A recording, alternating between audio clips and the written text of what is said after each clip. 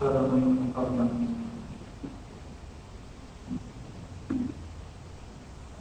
مجید قرآن حکیم کے درس کے سلسلے میں سورۃ الحجر کی آخری آیات کی تفسیر باقی تھی۔ ابتدا میں اللہ عز و جل نے قرآن کریم کی حقانیت کو اور اس کی صداقت کو بیان فرمایا تھا، اور ساتھ ہی قیامت کی ہولناکیوں کو بھی بتایا۔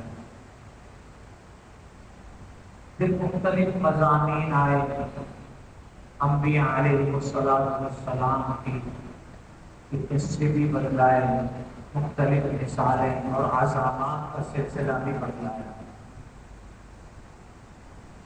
ایمان والوں کے لیے جناب رسول اللہ صلی اللہ علیہ وسلم سے یہ فرمایا گیا، وَاخْفِضْ جَنَاحَكَ لِلْمُؤْمِنِينَ، آپ اپنے بازوؤں کو جھکا دیجیے ایمان والوں کے،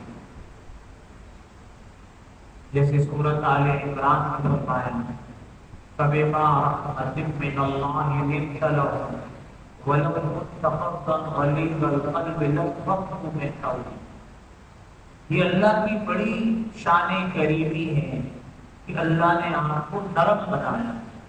اگر آپ کو گرم مزاج بناتے، سخت طبیعت کا بناتے، کہ تو صحابہ کا جو مجمع آپ کے اوپر دیوانے وار قربان ہو رہا ہے کہ آپ کے پاس نہ ہو۔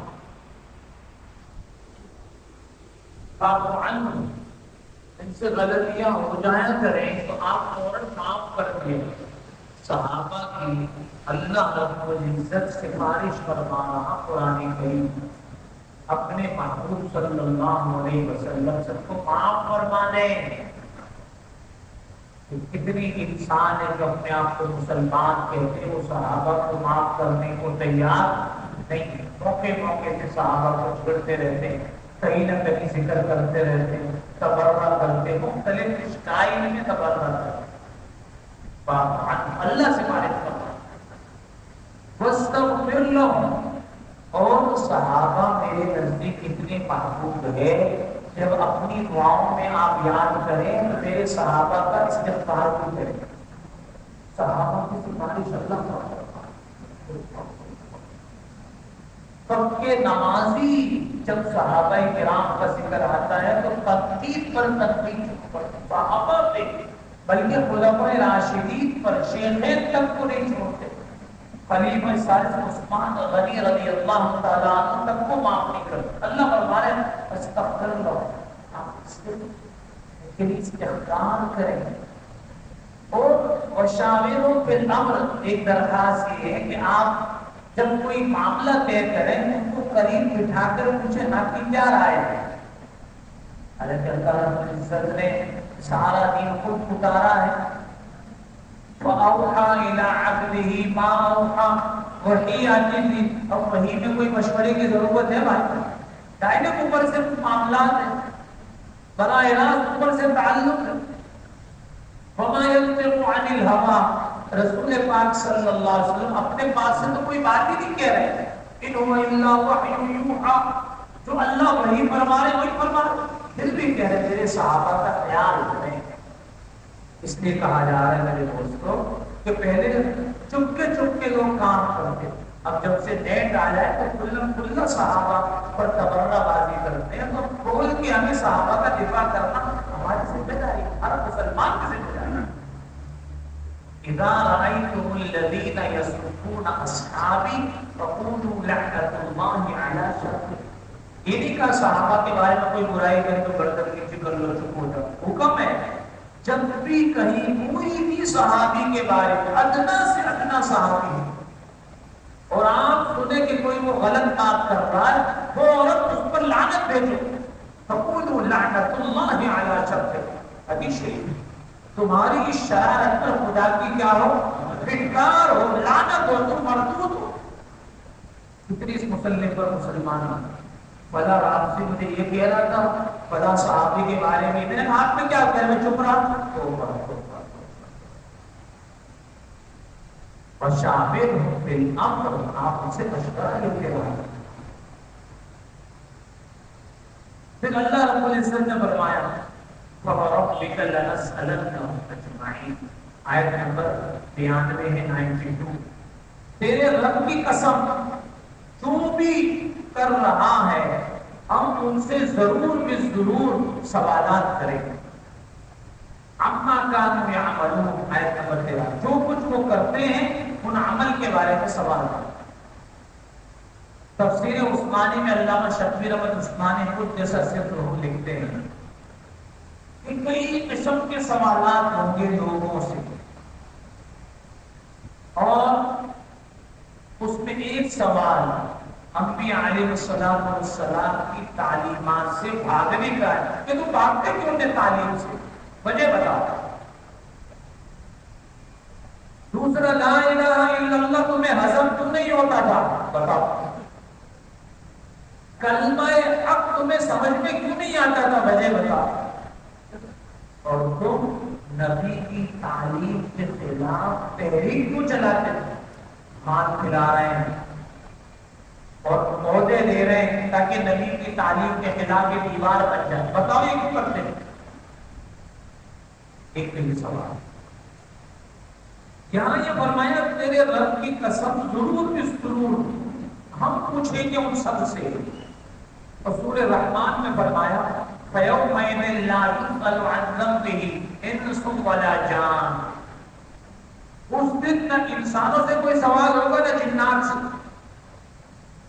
تو بظاہر تعارض ہے، ٹکراؤ، یہاں سب سے پوچھیں گے وہاں کسی سے نہیں پوچھیں گے۔ يُعْرَفُ الْمُجْرِمُونَ بِسِيمَاهُمْ فَيُؤْخَذُ بِالنَّوَاصِي وَالْأَقْدَامِ، مجرمین سے کیوں سوال کریں، وہ تو پہچانے جائیں گے اپنے پیشانی کے بالوں سے، ان کو پکڑا جائے گا اور ان کے پیروں سے ان کو گھسیٹا جائے گا اور دوزخ میں ڈال دیا جائے گا۔ ان کی پیشانی میں لکھا ہوگا، پوچھنے کی ضرورت کیا ہے؟ ایک جواب ہوگی۔ دوسرا یہ ہے کہ سوال دو قسم کے ہیں، ایک معلومات حاصل کرنے کے لیے اور ایک زجر و توبیخ کے لیے۔ کیا میرے دوستو، پہلا معلومات کے لیے سوال کیا جاتا ہے، دوسرا زجر و توبیخ کے لیے، ڈانٹ ڈپٹ کو عربی میں کیا کہتے ہیں، زجر و توبیخ۔ تو یہاں جو قرآن کریم میں ہے فَيَوْمَئِذٍ لَا يُسْأَلُ عَنْ ذَنبِهِ، کسی سے اس کے گناہ کے بارے میں سوال نہیں کیا جائے گا۔ سوال وہ کرتا ہے جس کو پتہ نہ ہو، اللہ کو تو سب کی خبر ہے، علیم بذات الصدور ہے، وہ تو دلوں کے بھید کو، یعلم خائنۃ الاعین، وہ تو آنکھ کی چوری تک کو جانتا ہے کہ بد نظری کام کا کتنی دیر دیکھتا رہتا ہے، وما تخفی الصدور، دلوں کے بھید کو وہ جانتا ہے۔ تو اللہ کو سوال کرنے کی ضرورت نہیں ہے، اس لیے سورہ رحمان میں فرمایا فَيَوْمَئِذٍ لَا يُسْأَلُ عَنْ ذَنبِهِ، کسی انسان سے اس کے گناہ کے بارے میں سوال ہی نہیں ہو، نہ جنات سے، پیشانی کے بالوں سے پکڑا جائے۔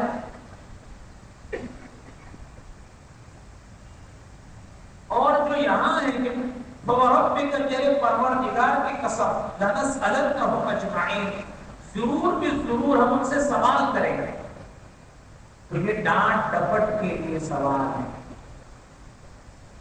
ذلیل و رسوا کرنے کے لیے سوال ہے، ڈرانے دھمکانے کے لیے سوال ہے، بلکہ سزا دینے کے لیے سوال ہے، معلومات کرنے کے لیے سوال نہیں۔ اب سوال کون سے کیے جائیں گے؟ عَمَّا كَانُوا يَعْمَلُونَ کی آیت بتا رہی ہے گناہوں کے بارے میں پوچھا جائے، جو کچھ وہ کرتا تھا اس کے بارے میں پوچھا جائے۔ لَنَسْأَلَنَّهُمْ أَجْمَعِينَ کی آیت یہ بتا رہی ہے کہ کفر کے بارے میں پوچھا جائے کہ اتنی زیادہ ہمارے دلائل میں توحید تھی تو تم نے انکار کیوں کیا؟ کافر کو کافر کیوں کہتے بھائی؟ بھائی انکار کرنے کی وجہ سے کافر کو کافر کیوں کہتے؟ اور مشرک کو مشرک کیوں کہتے ہیں؟ وہ شرک کرتا ہے، اللہ کی خدائی میں دوسروں کو شریک کرتا ہے۔ ایک سوال یہ ہے کہ حدیث شریف میں فرمایا، علامہ قاضی ثناء اللہ پانی پتی رحمۃ اللہ علیہ لکھتے ہیں کہ دوزخ میں جانے سے پہلے اللہ نے 7 پل بنائے. کتنے؟ 7. اور اس کے اوپر اللہ نے پل صراط بنایا. تو یہ جو پل صراط ہے اس کے اوپر لوگوں کو روک لیا جائے اور وہاں سوال ہو. لا تزول قدم عبد یوم القیامة حتى يسأل عن 40. ہر آدمی کو زمین پکڑ لے گی، پل صراط پکڑے گا، آگے نہیں جا سکتا. عن عمره فيما ابناه، 60 سال 70 سال 100 سال 150 سال 40 سال جو دیے تھے، جتنی بھی عمر دی تھی، یہ تم نے کہاں فنا کر دی، کہاں ختم کر دی؟ اس کا جواب دے دو.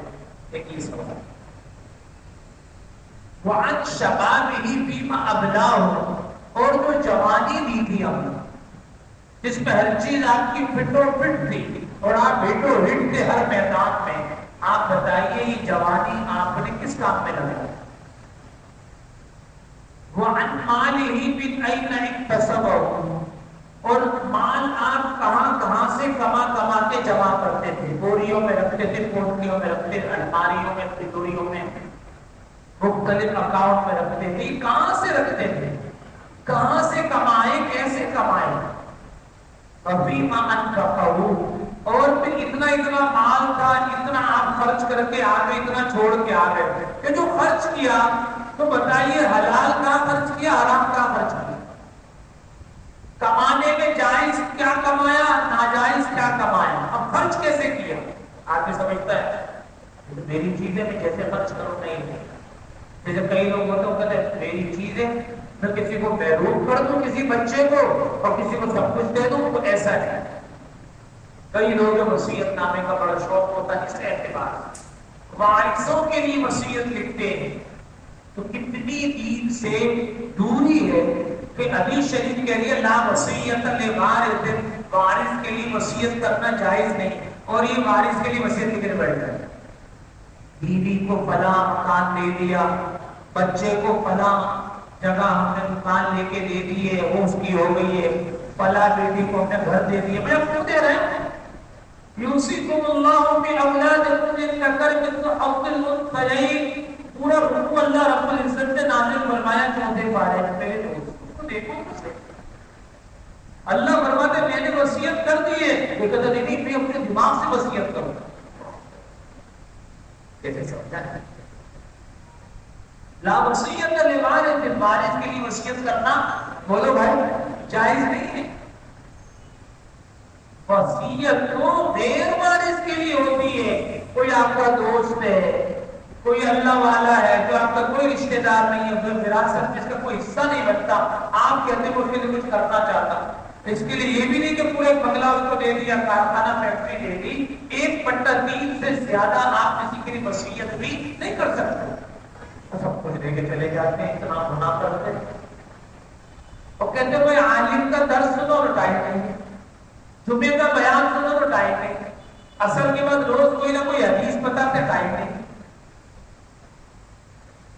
فَرَبِّكَ لَنَسْأَلَنَّهُمْ أَجْمَعِينَ وَمَنْ عَلِمَ بِمَا عَمِلَ بِهِ. اور جتنی معلومات تھی عمل کتنا تھا. کتنے لوگ اس دنیا میں جس کو یہ پتہ نہیں ہے کہ نماز فرض ہے کہ نہیں؟ کتنے لوگ؟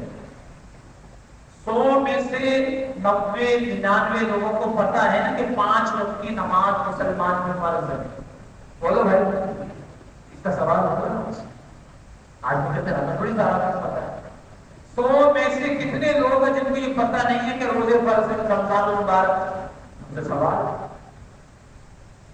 اور جو صاحب نصاب 1000 میں 25 روپے اللہ نے مانگے ہیں. کتنے؟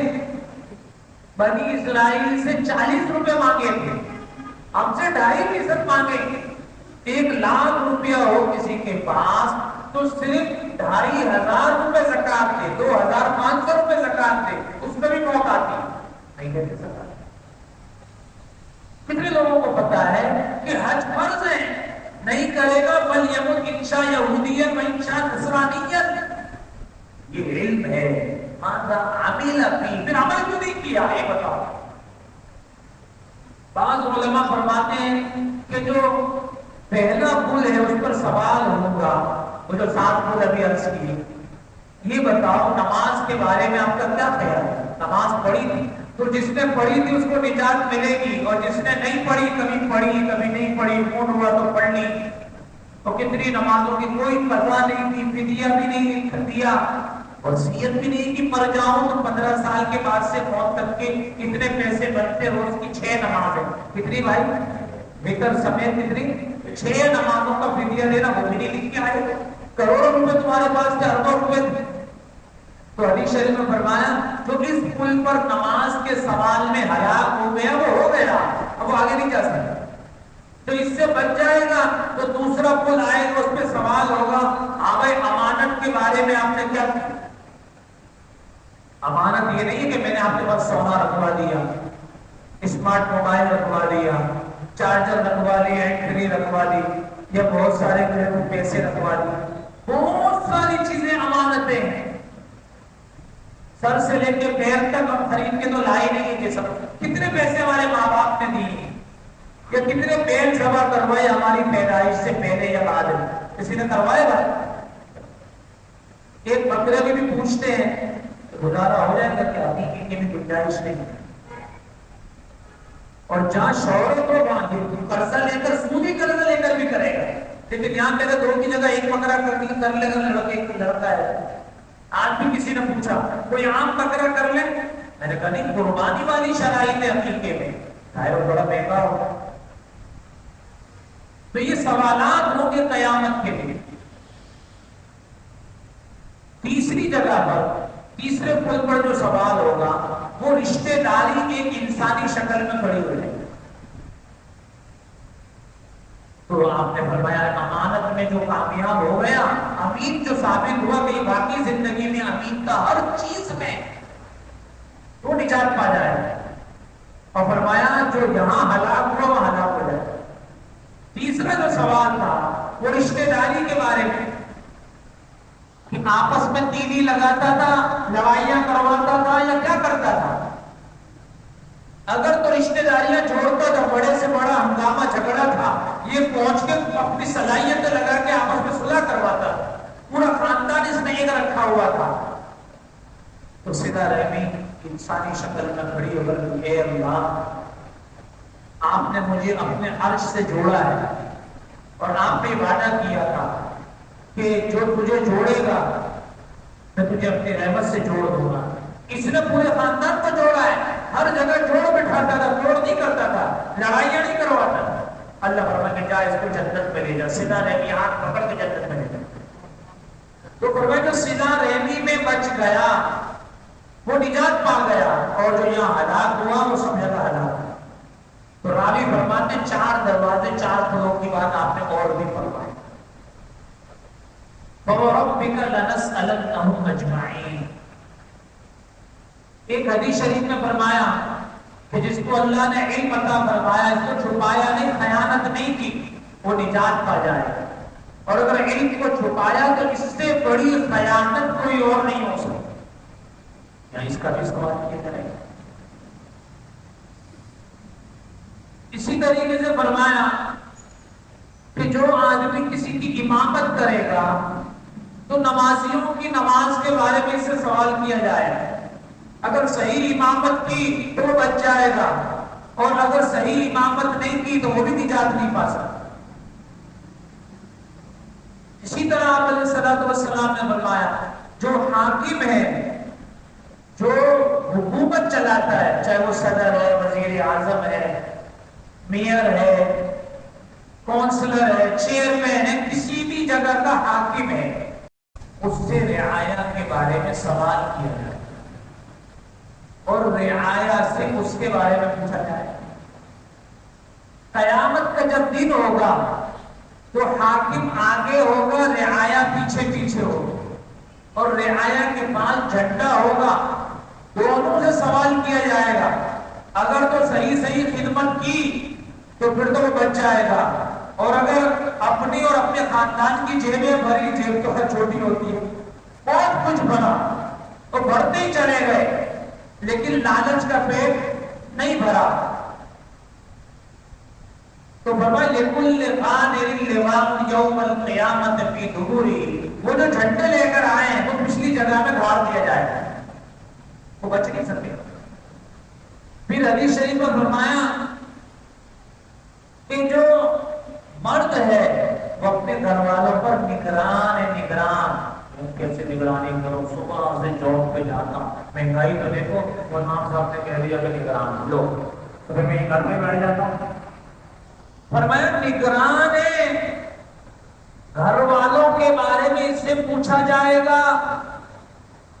پھر فرمایا جو بیوی ہے نا، بیوی وہ بچوں پر اور شوہر کی خدمت پر نگران ہے۔ سالن تو بنا لیا ہے، روٹیاں ذرا بھٹی سے دیتے ہیں، گیس نہیں آ رہی ہے،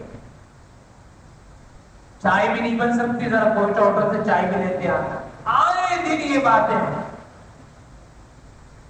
میری کمر میں بڑی تکلیف ہے، دھوبی سے کپڑے دھلوا لینا، اب تو کچن کا کام بھی میں نہیں کر سکتی، آپ ایسا کریں کوئی ماسی رکھ لیں، آیا رکھ لیں۔ آپ کیا کام کرتے ہو 24 گھنٹے میں جتنی دیر جاگتی رہتی ہیں، بٹیر لے کے اس پہ لگے رہتے ہیں۔ بچے کیا کر رہے ہیں، کون سی گیدرنگ ہے، نماز پڑھتے ہیں، پاکی صفائی تربیت، اسکول جاتے ہیں برابر، مدرسے جاتے ہیں، قرآن پڑھتے ہیں، نماز پڑھتے ہیں، کچھ نہیں۔ مال آ رہا ہے، مال پیٹ میں جا رہا ہے، انکم آنی چاہیے، شاپنگ پوری ہونی چاہیے، کوئی بازار نہیں چھوڑنا۔ الا کلکم راعٍ، تم میں ہر آدمی ذمہ دار ہے، وکلکم مسئول عن رعیتہ، ہر ایک سے ماتحتوں کے بارے میں پوچھا جائے۔ کتنی تفصیل بتا رہا ہے۔ جو مدرس ہے اس کو ٹیچر کہتے ہیں، عربی میں معلم کہتے ہیں، اردو میں مدرس کہتے ہیں، استاد بھی کہتے ہیں۔ ایک تو کہاں بڑا استاد آدمی، یہ وہ استاد نہیں، مدرس جو ہوتا ہے اس سے پوچھا جائے گا کیا تربیت کی بچوں کی، مسلمان بنایا یا گہریا بنا دیا، کیا بنایا بتاؤ۔ سیلری تو لیتے تھے، پگار تو لیتے تھے، پہلی کوئی پریشان ہو جاتے تھے کب ملے گا پگار، کیا کیا بتاؤ۔ فَوَرَبِّكَ لَنَسْأَلَنَّهُمْ أَجْمَعِينَ، تیرے پروردگار کی قسم کے اللہ کو ضرورت نہیں ہے، اللہ پاک قسم کھا اب ان سب سے سوال کرے گا۔ آپ صلی اللہ علیہ وسلم باہر تشریف لائے، گرمی کا زمانہ، دوپہر کا وقت، تھوڑی دیر میں حضرت ابوبکر صدیق بھی باہر تشریف لائے، حضرت عمر فاروق رضی اللہ عنہ کی تشریف لائے، سب خاموش، خیریت کیا ہوا؟ آپ علیہ السلام نے پوچھا ابوبکر صدیق رضی اللہ عنہ کب پاکا ہے، پاکا کچھ نہیں ہے پیٹ۔ حضرت عمر فاروق سے پوچھا آپ دوپہر میں اس وقت کا کچھ نہیں ہے پیٹ میں، بھوک نے باہر نکالا۔ دونوں شیخین نے آپ علیہ السلام سے پوچھا کہ میں بھی بھوک کی وجہ سے آیا ہوں۔ چلو انصاری صحابی کے پاس چلتے، بڑی سخی ہوتے ہیں، سخیوں کی ہر زمانے میں اللہ پاک نے بھلائی رکھی، سعادت ہے، خرچ کرنے کی عادت اللہ کو بڑی پسند ہے۔ فرمایا سخاوت ہے نا، سخاوت یہ جنت کا ایک درخت ہے، اس کی جڑ جنت الفردوس میں ہے، شاخیں یا مکہ مسجد کے قریب بھی ہے، کراچی میں بھی، پاکستان میں، ساری دنیا میں ہے۔ جس نے اس شاخ کو پکڑ لیا تو وہ جڑ اس کو یہاں سے مکہ مسجد سے کھینچ کے جنت الفردوس میں داخل کر دو۔ ایسی زبردست۔ اور بخل، کنجوسی، سانپ بن کے بیٹھا، بھوکا مر گیا، خرچہ نہیں کرتا، اپنے اوپر بھی نہیں کرتے کتنے لوگ۔ تو بخل ایسی چیز ہے، ایک درخت ہے، دوزخ میں اس کی جڑ ہے، اور اس کی شاخیں مکہ مسجد کے ارد گرد بھی ہے، کراچی میں، پاکستان میں، پوری دنیا میں۔ جو کنجوس مکھی چوس، یعنی مکھی کو بھی چوس لیتا ہے، اتنا بخیل ہے، چھوڑتا کسی کو نہیں، دیر خرچ نہیں کرتا۔ تو فرمایا جو کنجوسی سے جیتا رہے گا وہ درخت اتنی دور ہے، وہ اس کو کہے گا یہ میرا دوست ہے، گھسیٹ کے اس کو دوزخ میں ڈالے۔ ایک حدیث شریف میں کیا عجیب جملہ فرمایا آپ نے، السخی حبیب اللہ ولو کان فاسقا، سخی کھلا کھلا بھی گناہ کرے لیکن خلق خدا پہ خرچ کرتا ہے بے درے، اللہ فرماتے میرا دوست ہے۔ فاسق کے نافرمان ہے لیکن آپ علیہ السلام فرمانے کہ اللہ فرمان ہے وہ میرا دوست ہے۔ ایک حدیث شریف میں فرمایا السخی قریب من اللہ، جو خرچہ کرتا ہے وہ اللہ کے قریب ہے. قریب من الجنہ، جنت کہتی ہے میرا دوست ہے. قریب من الناس، لوگ بھی کہتے بڑا اچھا ہے، چائے کے بغیر شربت کے بغیر جانے نہیں دیتا، کچھ نہ کچھ دیتا ضرور. رمضان میں دن میں بھی چلے جاؤ تو عطر کی بوتل دیتا ہے، خوشبو لگاتا ہے، لیکن خرچہ کرتا ہے. کھجور دیتا ہے، کھجور لے کے افطار میں خرچ کرتے ہیں. بعید من النار، دوزخ سے دور. والبخیل بعید من اللہ، جو کنجوس ہے اللہ فرماتے ہیں میں اس سے بیزار ہوں. بعید من الجنہ، جنت کہتے ہیں میرا تیرا کوئی لینا دینا نہیں. بعید من الناس، لوگ بھی ادھر دیکھتے کہ بخیل آ رہا ادھر منہ کر لیتے، کچھ نہ کچھ کھا پی کے جائے گا، ادھر منہ کر لیتے، چلا گیا ہم شکر ہے گیا. لوگ بھی بھاگتے ہیں. قریب من النار، دوزخ کے قریب. تو میرے دوستو خرچہ ایسی جگہ کرنا جو ہمیں آخرت میں دلوائے وہ ہے دین. وہ کیا ہے؟ ایک چرسی کو دیا، قوالی کو دیا، کہ روز جنہوں نے سگنل سنبھالے ہوئے آپ یہ پمپ پہ چلے جائیں. یہ لائن سے مرد عورتیں بچے بیٹھے ہوئے، بلکہ 4-6 بچے ایک دفعہ مجھے مل گئے مانگنے والے. مجھے کہنے لگے کہ یہ پیٹرول پمپ کہاں ہے؟ میں نے کہا نئے نئے آئے ہوگا، ہماری ڈیوٹی پیٹرول پمپ وہاں صبح سے لے کے شام تک بیٹھیں گے، شام کو گاڑی آئے گی بھی لے جائیں گے. مجھے خود ملے ادھر. میں نے کہا سیدھے نام کی سیٹ پہ جاؤ تو پمپ آ جائے. دین داروں پر خرچ کرنا، جو نماز تو پڑھے آپ کا کھا کے، روزہ تو رکھے، زکات تو دیں، حج تو کریں، اللہ اللہ کریں، تہجد پڑھیں، قرآن شریف کی تلاوت کریں، اس میں خرچہ کرنا چاہیے.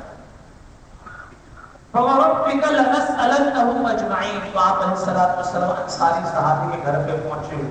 ان کی گھر والی کہنے لگے وہ تو ٹھنڈا پانی لینے کے لیے گئے، آپ تشریف رکھیے. وہ جب آ گئے بہت خوش ہوئے، اتنے عظیم مہمان میرے گھر پر آئے. بکری ذبح کر اس کا گوشت بھون کے آپ علیہ السلام کو دیا، تازہ کھجوریں دی کھانے کے بعد، میٹھا پانی پلایا ٹھنڈا. آپ علیہ السلام نے صحابہ سے فرمایا شیخین سے ثم لتسألن یومئذ عن النعیم، اس نعمت کے بارے میں قیامت کو سوال ہے. 3 دن سے کچھ نہیں کھایا، آج جو ملا تو یا تو آزمی کی گولیاں لیتے، یا نیچے نہیں جا رہا، شام کو پھر دعوت ہے، کوئی گولی ہو، کوئی آج پولا، اور میں نے کون سے گولی اور گولی چل رہی ہے تاکہ ہاضمہ ہو جائے. بھوک لگنے سے پہلے ہی کھا لیتے ہیں تاکہ آگے بھوک لگے خطرہ نہ ہو جائے، اور وہ کھانا ہی نہیں تھا. ہم سے کتنے سوالات اما کانوا یعملون، جو کچھ ختم کر. پھر فرمایا ہے نمبر 84 میں فاصدع بما تؤمر. اس صدع عربی میں کہتے ہیں الگ کرنا، توڑ دینا، شیشے کے برتن کو توڑ کے الگ کر دینا. فاصدع، یہاں اللہ پاک نے فرمایا جو آپ کو حکم دیا جا رہا ہے ڈنکے کی چوٹ پر وہ بات کرو، لگی لپٹی بات نہیں کرو. ان کو بھی خوش کرو، اپنوں کو بھی خوش کرو، ایسی بات نہیں. حق اور باطل کے درمیان فرق کرو. سمجھ میں نہیں آئے کہ یار امام صاحب چاہتے کیا ہیں، سب کو خوش رکھ رہے ہیں. ربیع الاول آیا تو ان کو خوش کر دیا، محرم آیا تو ان کو بھی خوش کر دیا، سب کو خوش کر رہے ہیں. تو سمجھ مطلب سب صحیح ہے. حق اور باطل میں غلط نہیں کرو. فاصدع بما تؤمر، جو آپ سے کہا جا رہا ہے آپ دو ٹوک بات کرو، ڈنکے کی چوٹ پر بات کرو، لگی لپٹی بات نہیں کرو. وَأَعْرِضْ عَنِ الْمُشْرِكِينَ، اور مشرکین سے آپ گردن موڑ لیجیے. یہ آیت منسوخ ہے آیت قتال سے. اس کا مطلب یہ ہے کہ جب تک آپ مکے میں تھے تو آپ سے کہا تھا کہ آپ کو لڑنے جھگڑنے کی ضرورت نہیں ہے، آپ اپنی تبلیغ کرتے تھے. اور فاصدع بما تؤمر یہ اس وقت نازل ہوئی کہ اس سے پہلے آپ چپکے تبلیغ کرتے تھے، چھپ کے دعوت دیتے تھے گھروں میں جا کر. جیسے حضرت ارقم رضی اللہ تعالی عنہ کے گھر میں آپ مکہ مکرمہ میں دعوت کا کام کرتے، تبلیغ کا کام کرتے، لوگوں کو دین سکھاتے. جب یہ آیت اتری ہے نا مطلب باہر آ جاؤ، اب ان کے سامنے آ جاؤ، آپ کی اور آپ کے ساتھی بھی، کہ جتنی پٹائی تو پوری سب کو مار کے بے ہوش کرتے تھے. مغرب کے ظہر اثر میں پہلے زور سے تلاوت ہوتی، تو ظہر میں بازار ہوتا تھا، ان کی تو زبان عربی ہے. جیسے ہی شرک کی خلاف آیتیں آئی اور توحید کی اثبات میں آیتیں آئی تو وہ بازار چھوڑ کے آپ علیہ السلام اور صحابہ کو زخمی کر کے چلے جائے. پھر اثر میں ان کے گھر جانے کا وقت ہوتا تھا، پھر آپ زور سے نماز میں تلاوت کر رہے ہوتے تھے، پھر بتوں کے خلاف بات ہوتی تھی، پھر آ کے مارتے تھے. تو اللہ رب العزت نے ظہر اثر میں سری تلاوت کا حکم دیا. کیا مطلب؟ خاموش، یعنی ہلکی آواز میں تلاوت کرنے کا حکم. پھر مغرب میں وہ گھر میں پہنچ جاتے تھے، عشاء میں کھانے پینے میں ہوتے تھے، فجر میں وہ سو رہے ہوتے تھے، تو فرمایا فجر مغرب عشاء اس کو جاری نماز کہتے ہیں، ظہر اثر کو سری نماز کہتے ہیں. اس وجہ سے پڑھنا فاصدع بما تؤمر. اب چھپ کے تبلیغ کرنے کی ضرورت نہیں ہے، اب آپ سب کے سامنے ڈنڈے کی چوٹ پر بات کریں، یعنی بات کھلی واضح کریں. کسی کو اچھا لگے گا، کسی کو کڑوا لگے گا، لیکن آپ اپنے بات صاف کر دیں. یا اللہ کی مذاق اڑانے والے مجھے چھوڑیں گے نہیں، ہم کو تو موقع چاہیے. انا کفیناک المستہزئین. یہ جو مذاق اڑانے والے ہیں ان کے شر سے بچانا ہمارا کام ہے. ان کا شر آپ تک نہیں پہنچے گا، ہم آپ کو محفوظ رکھیں گے. اور اللہ نے پکڑا جنہوں نے مذاق اڑایا. 15 لوگ تھے جو رؤسائے قریش، سرداران قریش. ان میں سب سے بڑا جو تھا وہ ولید بن مغیرہ تھا. 10 تو اس کے لڑکے تھے، 7 لڑکیاں تھیں، اور بچوں کے ساتھ کھڑا ہو جاتا تو ان کا بڑا بھائی لگتا تھا. مطلب فٹنس بغیر جم کیے ہوئے ایسا فٹ تھا. آپ علیہ السلام کو سب سے زیادہ یہی تک کرتا تھا. اس کے کئی قصے میں عرض کر چکا ہوں، یہ اس کا جواب عرض کیا جا رہا ہے جو تفسیر میں لکھا ہے. جب اس نے حد کر دی، ہر چیز کو کراس کر دیا، آپ علیہ السلام مطاف میں تشریف فرما تھے. جبریل امین تشریف لائے اور پوچھا یہ جو آدمی کیسا ہے؟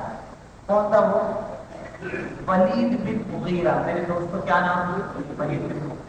آپ نے فرمایا برے سے برا بدتر ہے. آپ نے علیہ السلام سے فرمایا ذرا دیکھیے. جبریل امین نے اشارہ کیا. کہاں اشارہ کیا؟ کب پنڈلی کی طرف اشارہ کیا. چند دن ہی گزرے تھے کہ وہ یمنی چادر تکبرانہ انداز میں گھسیٹتے ہوئے آ رہا. اسے تو کہا پائے کے ٹخنوں سے اوپر رکھو.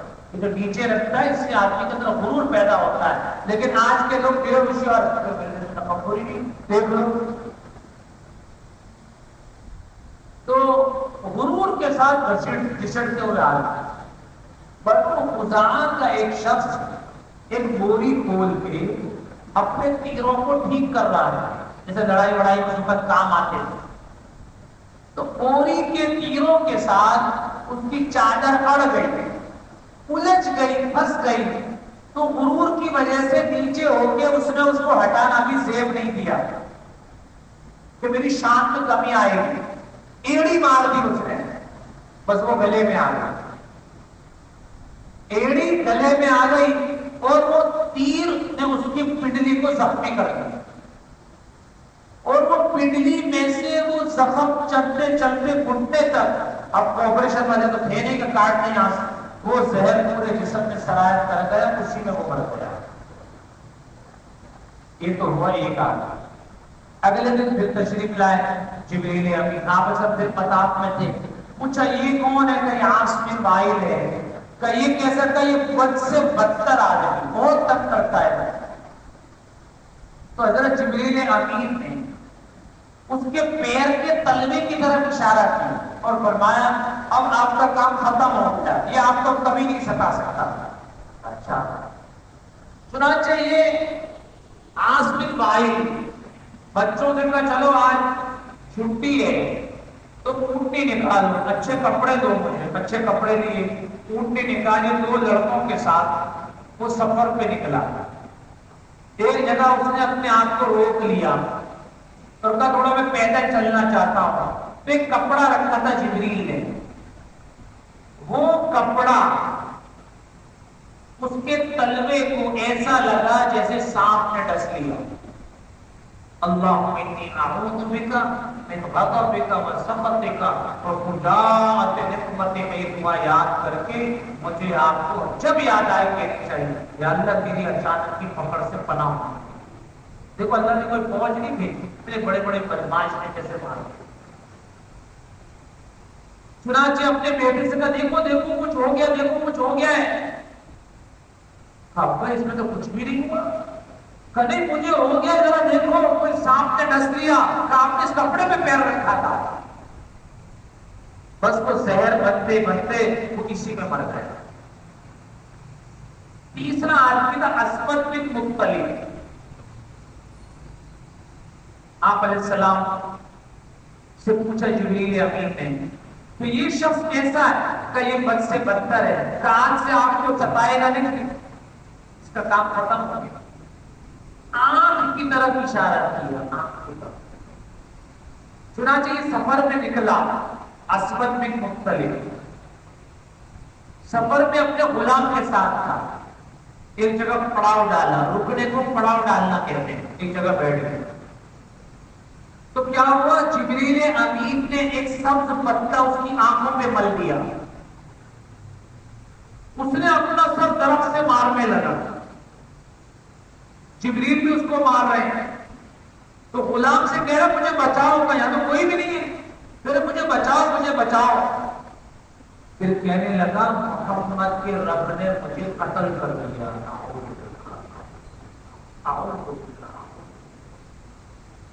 چنانچہ وہی اپنے آپ کو مار کے سر کا ایک ٹکڑا ایک طرف دوسرا دوسری طرف وہیں پڑ گیا.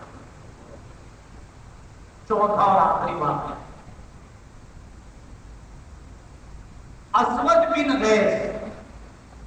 فرمایا یہ کون ہے؟ کہ میرے ماموں کا لڑکا ہے لیکن سب سے زیادہ بدتر ہے. فرمایا آج کے بعد آپ کا کام ختم، یہ آپ کا کچھ نہیں بگاڑ سکتا. ایسا کر دیں گے اس کو پہچانے کا کوئی نہیں. چہرے کی طرف اشارہ تھا. سخت گرمی میں یہ باہر نکلا، اس کو لو لگ گئی. اللہ معاف کرے لو کتنوں کو لگتی. اس کو لو ایسی لگی کہ اس کا چہرہ توے کی طرح کالا ہو گیا. دروازہ بجا کے گھر میں آیا. گھر والوں نے کہا کوئی چور آ گیا، اس کو باہر پھینک دیا. اس نے کہا میں تمہارا آدمی. اس نے کہا ہمارا ایسا آدمی کوئی ہے ہی نہیں. وہ پیٹتا رہا، دروازہ نہیں کھلا. باہر جنگل میں تڑپ تڑپ کے اس نے جان دی. انا کفیناک المستہزئین فصب علیہم ربک صوت عذاب. تیرے رب کا چابک اوڑا ان پر کیسا برسا. ان ربک لبالمرصاد، تیرا رب تان ہے. اللہ سب کی بات. مزید کچھ آیات اس کے متعلق انشاءاللہ آئندہ درس کیا جائے گا. اللہ رب العزت قرآن کریم کی انوارات سے ہمارے گناہوں کو معاف فرمائے. الحمدللہ رب العالمین والصلاة والسلام على أشرف الأنبياء والمرسلين.